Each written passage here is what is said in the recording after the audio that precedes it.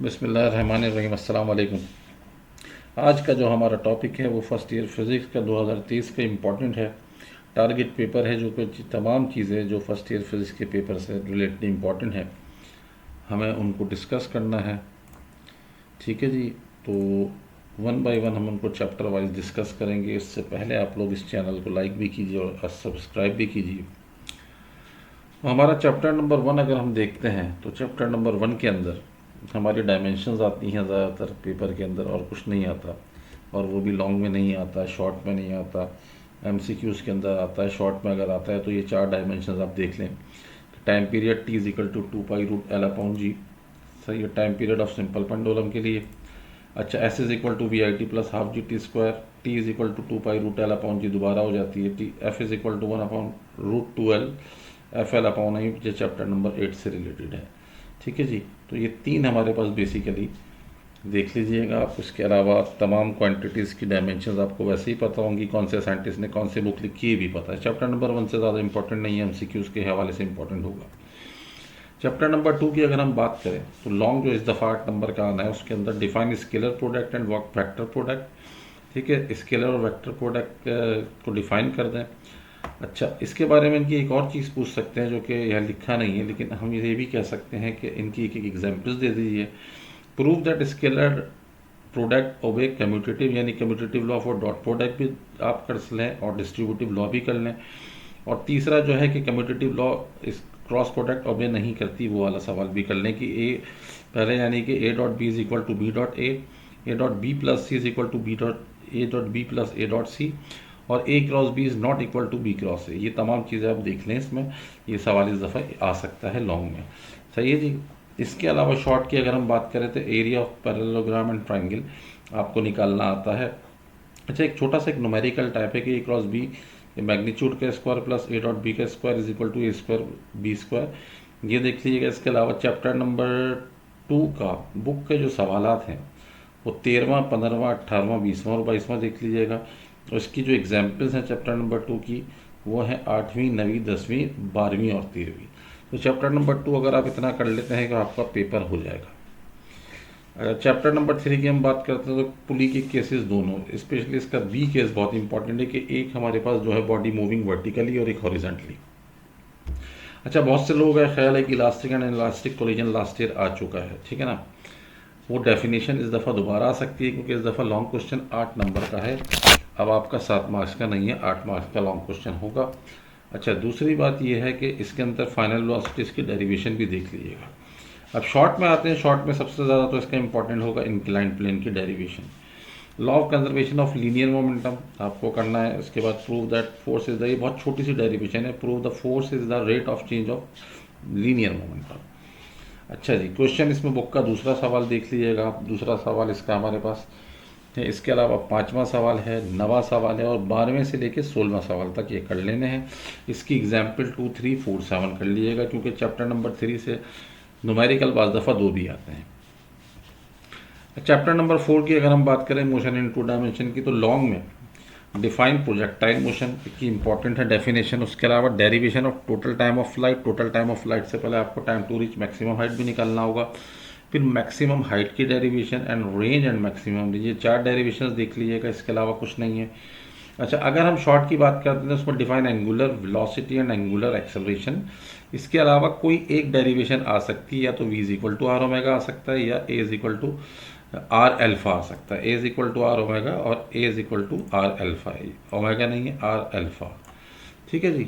अच्छा, न्यूमेरिकल्स की हम बात करें तो न्यूमेरिकल बुक का पहला इंपॉर्टेंट हो सकता है। ठीक है, ये हमारा पहला सवाल जो है डायरेक्ट इनडायरेक्ट मेथड से होता है, दूसरा डायरेक्ट मेथड से होता है। चौथा कर लीजिएगा, तीसरा 5वां नहीं कीजिएगा, 7वां 8वां कर लीजिएगा और 9वां और 12वां देख लीजिएगा। लेकिन इस दफ़ा जो बुक की एग्जाम्पल है वो हमारे पास 4.7 बहुत इंपॉर्टेंट एग्जाम्पल होगी, 4.7। ठीक है, बाकी ये सारी करने ही करने हैं सवाल जो आपको बताया जा रहा है। चैप्टर नंबर 5 लॉन्ग में इससे कुछ इतना आता ही नहीं है तो लॉन्ग का सवाल ही नहीं दिया। Angular momentum and it's law of conservation of momentum, angular momentum. अच्छा, डिफाइन कपल दूसरा सवाल आता है। डिफाइन कपल, आपको कपल के बारे में बताना है कि क्या होता है। Prove that torque is the FD, ये भी करना है। एक रीज़न बहुत इंपॉर्टेंट है, why does a diver pull his hands and legs close to his body when jumping from a diving board into the swimming pool in order to increase the number of somersaults. अपनी कलाबाजियों को increase क्यों करता है, ठीक है। तो उसका ये आपका ये रीज़न है, इसका रीज़न को खैर बाद में डिस्कस कर लेंगे कि रीज़न्स क्या क्या हो सकते हैं, लेकिन ये रीज़न इसमें बहुत इंपॉर्टेंट है कि एक हमारा डाइवर अपनी लेग्स और बॉडी को क्लोज से क्लोज क्यों करता है, अपने हाथों को, जब वो जंप कर रहा होता है डाइविंग बोर्ड से स्विमिंग पूल के अंदर, in order to increase the number of somersault, अपनी कलाबाजियाँ बढ़ाने के लिए। अच्छा जी, क्वेश्चन नंबर 5 इसका इंपॉर्टेंट है, 8वां इंपॉर्टेंट है, 10वां इंपॉर्टेंट है। ये 8वां न्यूमेरिकल जो है ये तो इंपॉर्टेंट होता है इसका। इसके अलावा इसकी एग्जाम्पल नंबर 5 भी देख लीजिएगा। अगर हम चैप्टर नंबर 6 की बात करें तो variation in the value of g with depth भी आ सकता है और अल्टीट्यूड भी आ सकता है, ये लॉन्ग में भी आ सकता है और शॉर्ट में भी आ सकता है क्लियरली। शॉर्ट की अगर हम बात करें तो आर्टिफिशियल ग्रेविटी मोस्ट इंपॉर्टेंट इस दफ़ा, और एक छोटा सा सवाल, show that the by calculation acceleration due to gravity at the centre of earth is 0। ये एक डेरिवेशन है छोटी सी। अगर हम क्वेश्चंस की बात करें तो दूसरा और चौथा न्यूमेरिकल्स बहुत इंपॉर्टेंट है, 5वां भी इंपॉर्टेंट है, 6वां भी इंपॉर्टेंट है और 9वां भी इंपॉर्टेंट है। लेकिन अगर एग्जाम्पल्स की बात करें तो एग्जाम्पल नंबर 2 जो कि मास ऑफ सन है वो देखना है। Chapter number 7 work energy and power में लॉन्ग नहीं निकलता है, short is the work energy power, बहुत इंपॉर्टेंट है 4 नंबर के लिए। Prove that power is the dot product of force and velocity, short एक डेरिवेशन है, देख सकते हैं। Law of conservation of energy, ये भी देख लीजिएगा। इसका इस दफ़ा 5वां न्यूमेरिकल बहुत इंपॉर्टेंट होगा।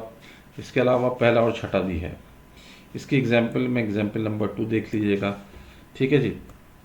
चैप्टर नंबर 8 एक बड़ा चैप्टर है तो इसको हम देख लेते हैं कि क्या क्या। Prove that the motion of simple pendulum is simple harmonic motion and time period of simple pendulum, ठीक है। एक बॉडी आपके पास सिंपल पेंडुलम है, सिंपल पेंडुलम क्या होता है ये भी पूछ सकते हैं, इसका टाइम पीरियड के लिए डेरिवेशन भी हो सकती है। Prove that it's motion is simple harmonic motion.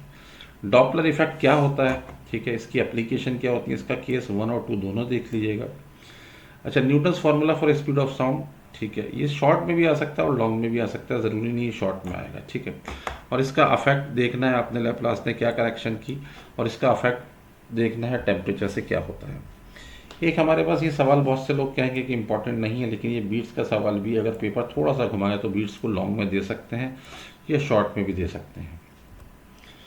Short में इसके जो सवाल हैं वो आ सकता है कि एक बॉडी आपके पास एक प्रोजेक्शन में घूम रही है, एक सर्किल में घूम रही है, इसका प्रोजेक्शन एक डायमीटर के ऊपर जो है सिंपल हार्मोनिक मोशन एग्जीक्यूट करता है, ये आपको बताना होगा, ठीक है। डेरिवेशन आपको डायग्राम बनाने से कुछ याद आ जाएगी। सही, एक सर्किल है, बॉडी सर्किल में घूम रही है, इसके 2 डायमीटर होते हैं, एक डायमीटर के ऊपर सिंपल हार्मोनिक मोशन होती है। Prove that the law of conservation of energy for a body executing simple harmonic motion, ये भी चैप्टर नंबर 8 का है। एक बड़ा चैप्टर है, इसमें से काफ़ी सवाल आते हैं। इसका क्वेश्चन नंबर 2 देख लीजिएगा, 4, 5, 6, 8, 9, 10 काफ़ी हम न्यूमेरिकल दिए हैं, लेकिन ये चैप्टर भी बेसिकली 3 चैप्टर्स का एक चैप्टर है। इसके एग्जाम्पल्स 3, 4 और 5 देख लीजिएगा।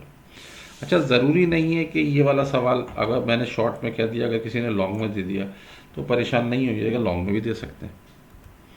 अच्छा, चैप्टर नंबर 9 की अगर हम बात करते हैं तो इस दफ़ा जो मोस्ट इंपॉर्टेंट 8 नंबर का न्यूमेरिकल है लॉन्ग में, वो सॉरी न्यूमेरिकल कह रहा हूँ, लॉन्ग क्वेश्चन है, वो न्यूटन रिंग है।